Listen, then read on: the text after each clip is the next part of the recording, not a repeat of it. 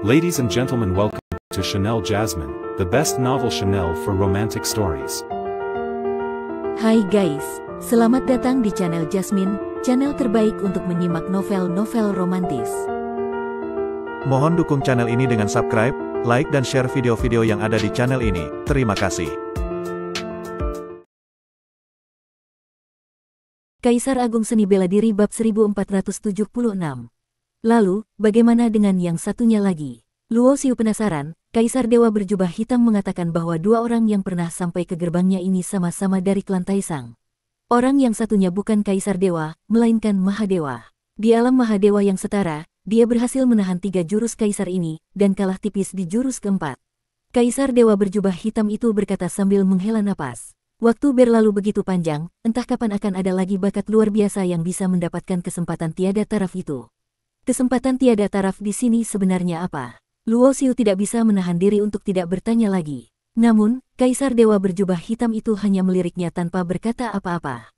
Terlihat jelas bahwa jika tidak bisa melewati kelima penjaga Kaisar Dewa tertinggi, tidak ada yang bisa mengetahui wujud dari kesempatan tiada taraf itu.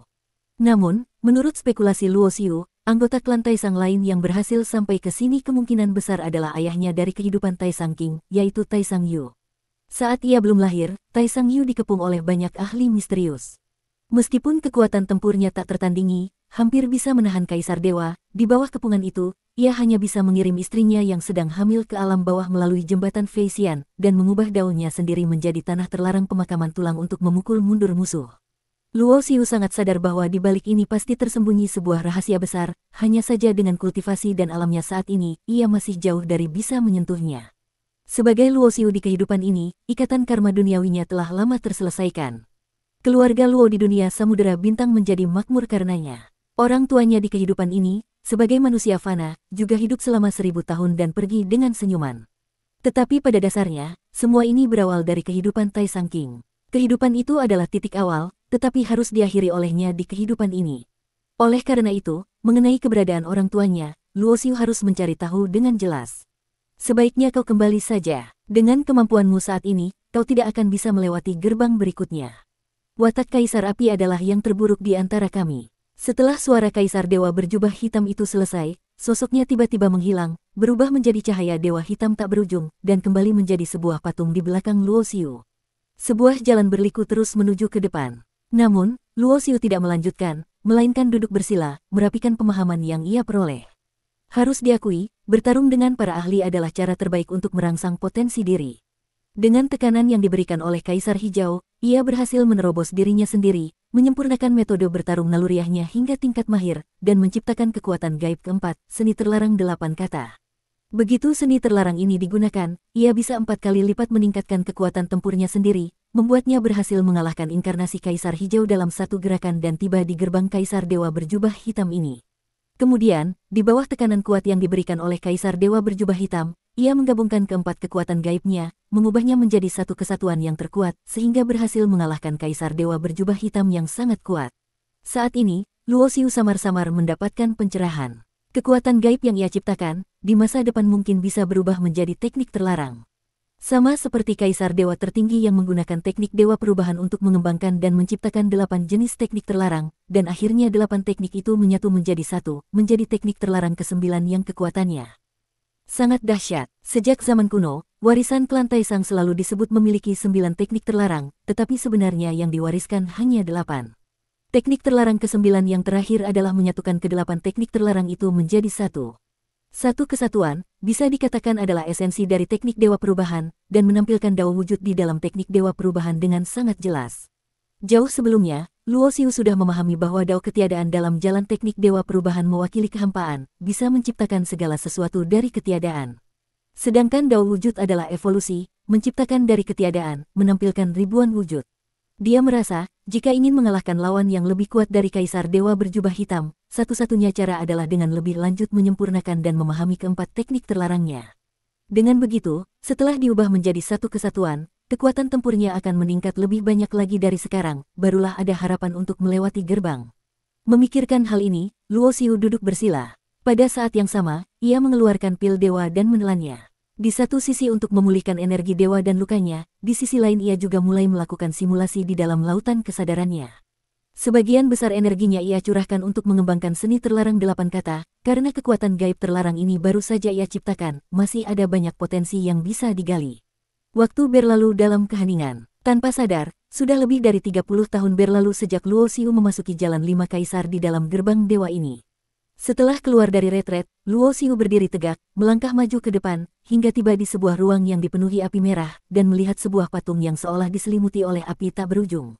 Patung ini diselimuti oleh api 9 warna. Luo Xiu memiliki sumber petir, jadi ia sangat tahu bahwa api 9 warna itu sama seperti petir dewa 9 warna, sebuah kekuatan dahsyat yang hanya bisa dikuasai oleh ahli tingkat kaisar dewa. Waktu yang tak berujung, kaisar ini tidak tahu sudah berapa tahun berlalu. Tidak kusangka ada orang yang bisa berjalan sampai ke hadapanku. Generasi muda memang patut disegani. Api mengalir, seolah terlahir kembali dari api, menciptakan kehidupan. Patung itu hidup kembali, berubah menjadi sesosok tubuh yang diselimuti oleh api yang membara, wajahnya juga tidak terlihat jelas.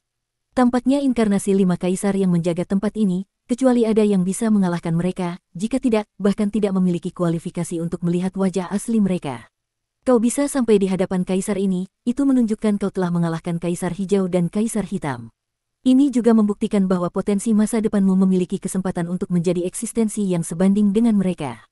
Orang itu, si kaisar hitam, seharusnya sudah memberitahumu.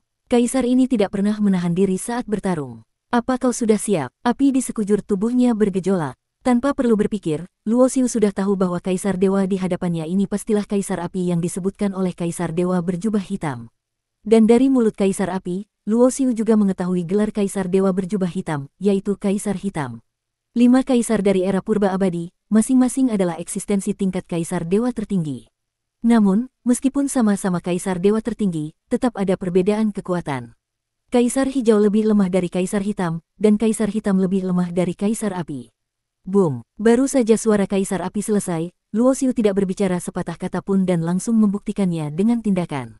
Seketika, di dalam ruang yang dipenuhi api itu, cahaya dewa keemasan mengepul.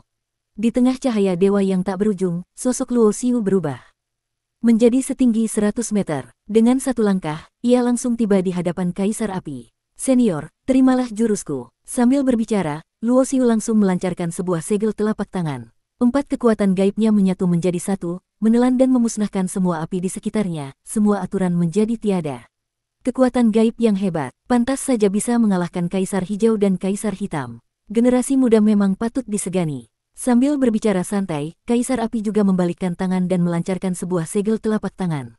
Dung! 2 segel telapak tangan berbenturan. Riak-riak yang tak terhitung jumlahnya menyebar. Ruang di sekitarnya terus berkerut seperti permukaan danau yang dilempari batu. Oh, cukup menarik. Inikah serangan terkuatmu? Kaisar api mundur selangkah, nadanya sedikit terkejut. Serangan apinya sangat kuat, tetapi dalam bentrokan langsung, ia mundur setengah langkah. Junior ini tidak sederhana. Luo Xiu tidak berbicara. Kedua tinjunya menghantam turun dengan ganas, seperti 2 matahari emas yang membara, cahayanya menyilaukan. Boom! Satu lagi bentrokan keras. Watak kaisar api sangat meledak-ledak, bertahan sama sekali bukan gayanya. Jadi, menghadapi serangan ganas Luo Xiu, ia tanpa ragu memilih untuk beradu kekuatan secara langsung. Kali ini, kaisar api mundur 3 langkah, api yang melingkari tubuhnya bergetar. Bocah, ini seharusnya serangan terkuatmu, kan? Sayangnya, dibandingkan dengan kaisar ini, masih sedikit kurang. Kaisar api mendengus. Dia melihat tubuh Luo Xiu sudah retak, darah segar mengalir keluar, menodai pakaiannya. Luo Xiu masih tidak berbicara. Kaisar api mundur 3 langkah, ia maju 3 langkah.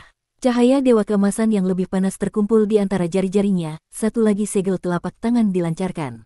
Masih lanjut, kaisar api akhirnya menunjukkan perubahan ekspresi, karena ia bisa merasakan bahwa serangan kali ini lebih kuat dari 2 serangan sebelumnya. Kaisar hitam pastilah kalah karena jurus ini. Mereka 5 kaisar sangat memahami kekuatan satu sama lain. Sebagai 5 kaisar dewa tertinggi dari era yang sama, meskipun ada perbedaan kekuatan di antara mereka, sebenarnya perbedaannya tidak terlalu besar. Dung! Benturan keras ketiga. Kaisar api terlempar ke belakang, tetapi tidak langsung kalah seperti kaisar hitam, hanya saja auranya langsung melemah drastis. Pada saat yang sama, Luo Xiu sudah bermandikan darah, seperti asura yang keluar dari api penyucian. Kekuatan gaib sekuat ini sama sekali bukan sesuatu yang bisa dikendalikan oleh seorang dewa langit. Suara kaisar api sedikit lemah, tetapi kata-kata yang ia ucapkan sama persis dengan kaisar hitam. Justru karena kekuatan gaib ini melampaui batas seorang dewa langit, maka setiap kali Luo Xiu melancarkan serangan, ia akan menerima serangan balik. Semakin kuat serangannya, semakin dahsyat pula serangan baliknya. Sudah berakhir, Kaisar Api, dengan api yang sudah sangat lemah di sekelilingnya, berjalan santai di udara. Dia bisa merasakan bahwa meskipun junior yang berhasil sampai ke sini ini telah melukainya, serangan balik yang dideritanya sendiri lebih parah, auranya melemah lebih drastis darinya. Dengan kondisimu saat ini, kecuali jika kau membakar sumber kehidupanmu untuk bisa melewati gerbangku ini. Tetapi masa depanmu masih memiliki jalan panjang sebagai seorang ahli, tidak perlu menghancurkan fondasimu sendiri di sini. Kaisar Api menasihati dengan sungguh-sungguh. Sumber kehidupan bagi seorang seniman bela diri adalah fondasi Dao. Begitu terkuras berlebihan, meskipun nanti bisa dipulihkan dengan berbagai cara, pada akhirnya akan meninggalkan beberapa cacat. Jika di masa depan mencapai alam Kaisar Dewa, itu akan memengaruhi kemajuan untuk menjadi Kaisar Dewa tiada taraf atau Kaisar Dewa tertinggi. Tidak, ini belum berakhir. Tiba-tiba Luo Xiu mengangkat kepalanya. Karena serangan balik dari kekuatan gaibnya, kedua matanya merah padam, seluruh tubuhnya bermandikan darah, bahkan rambutnya pun diwarnai merah. Dia benar-benar seperti seorang asura. Senior Kaisar Api, entah apakah Anda pernah mendengar sebuah pepatah. Sebuah fluktuasi aura seperti lilin di tengah angin muncul di tubuh Luo Xiu. Meskipun aura ini sangat lemah, seolah-olah ia melahirkan kekuatan yang dahsyat, yang dalam sekejap menyebar ke seluruh tubuhnya. Boom! Tiba-tiba, aura mengerikan seperti gunung runtuh dan tsunami muncul dari tubuh Luo Xiu. Sosoknya seketika lenyap dan muncul di hadapan Kaisar Api. Cahaya tak berujung menelan segalanya. Sekuat apapun Kaisar Api, ia tidak dapat menahan serangan keempat Luo Xiu yang lebih dahsyat. Serangan yang diubah dari kekuatan gaib satu kesatuannya, setiap pukulan akan beberapa kali lipat lebih kuat dari pukulan sebelumnya. Peningkatan eksponensial semacam ini bisa dikatakan menentang takdir. Kekuatan gaib terlarang seperti ini, bahkan Kaisar Dewa tertinggi yang tak terkalahkan di 9 langit dan 10 bumi pada era kuno pun tidak berhasil menciptakannya. Inkarnasi Kaisar Api seketika dihancurkan menjadi abu oleh Luo Xiu. Sosoknya seperti tombak yang diwarnai merah oleh darah, berdiri tegak di udara. Dia bergumam pada dirinya sendiri, ada sebuah pepatah yang disebut, menempatkan diri di tanah kematian untuk kemudian terlahir kembali. Ditempatkan di tanah kematian untuk mencari kehidupan, hancur lalu bangkit kembali, mencari kehidupan di tengah kematian. Inilah misteri penciptaan di antara aturan-aturan tertinggi. Pada saat yang sama, ini juga merupakan pemahaman yang didapat Luo Xiu dari deduksi yang mendalam sebelum datang untuk bertarung dengan Kaisar Api. 4 teknik terlarang menyatu menjadi satu kesatuan. 3 serangan tidak bisa mengalahkan Kaisar Api, tetapi menghadapi serangan keempat yang lebih dahsyat, bahkan jika Kaisar Api lebih kuat dari Kaisar Hitam, ia tetap tidak bisa menahannya. Bersambung.